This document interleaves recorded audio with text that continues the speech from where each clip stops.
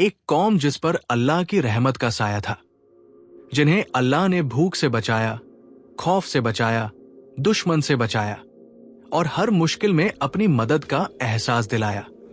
फिर अल्लाह ने उन्हें सिर्फ एक इम्तिहान दिया। इम्तिहान छोटा था लेकिन सब्र से भरा हुआ था। हम अल्लाह के हुक्म को नहीं तोड़ेंगे, बस घुमा फिरा कर अपना फायदा निकाल लेंगे। और यहीं से रहमत का रास्ता बंद हुआ।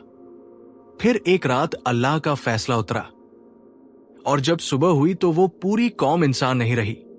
जो कल तक अल्लाह के सबसे करीब थे, आज वो कौम बंदर बन चुकी थी। ये वाकया है असहाब सब्त का, और ये सिर्फ तारीख नहीं, ये आज का आईना है। हजरत मूसा अलैहिस्सलाम के बाद बनी इसराइल की एक कौम समंदर के किनारे एला में रहती थी।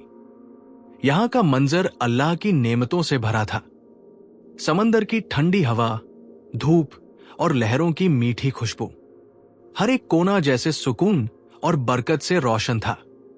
ये लोग अल्लाह के नाम से वाकिफ थे, उसके अहकाम जानते थे, लेकिन दिलों में एक पुरानी आदत जिंदा थी।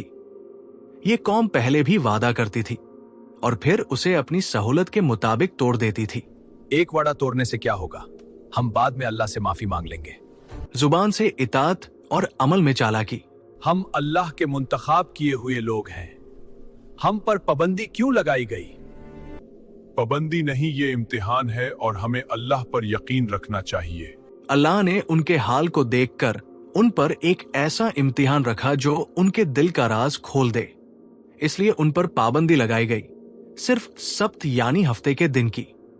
अल्लाह ने उस कौम से कहा, सिर्फ हफ्ते के दिन अपनी तिजारत छोड़ दो, अपनी मशगूलियत छोड़ दो और सिर्फ मेरी इबादत करो। एक दिन की बात है, अल्लाह के लिए रुक जाएंगे। दूसरा हंसकर बोला, देखते हैं जब समंदर मछलियों से भर जाए तब भी। और फिर इम्तिहान ने अपनी शक्ल दिखाई। जिस दिन शिकार मना था, उसी दिन समंदर मछलियों से उबल गया। मछलियां जैसे खुद किनारे तक आकर कह रही हों, हमारा शिकार करो। ऐसा पहले कभी नहीं हुआ, ये अल्लाह का इम्तिहान है। घरों के अंदर लोग परेशान थे। एक छोटी सी खता भी लंबे झगड़े में बदल जाती थी।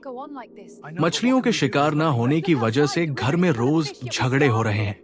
तभी एक खामोशी में शैतान ने उनके दिलों पर हमला किया। चालाकी दिखाओ और अल्लाह के हुक्म को घुमा फिरा कर अपना फायदा निकालो। हमें कुछ ऐसा करना होगा कि हफ्ते के दिन मछलियां किसी जाल में फंस जाएं और हमें कुछ न करना पड़े।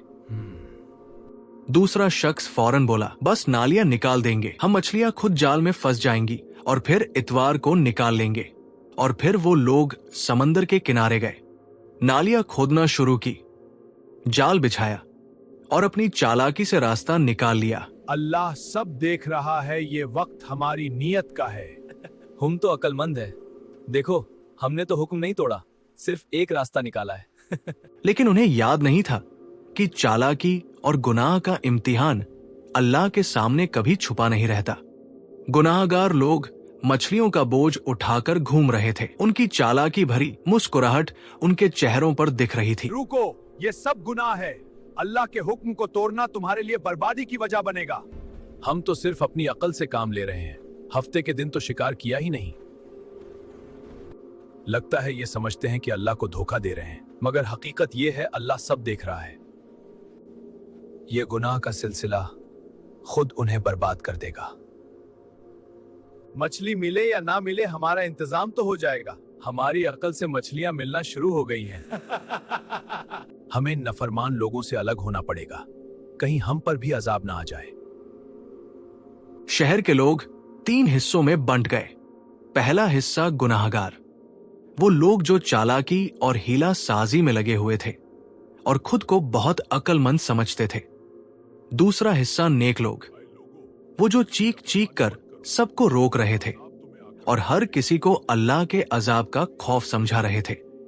तीसरा हिस्सा खामोश लोगों का, वो लोग जो ना रोक रहे थे ना समझा रहे थे, सिर्फ देख रहे थे। एक आदमी बोला, हम तो सिर्फ देख रहे हैं, अल्लाह की रहमत उनके साथ है या नहीं। जब बाकी लोग उन गुनाहगार लोगों को दीवार पर चढ़कर देखते तो वो लोग दावत उड़ा रहे थे, मछलियां खा रहे थे हंस रहे थे। हम दावत उड़ा रहे हैं जबकि दूसरे भूखे मर रहे हैं।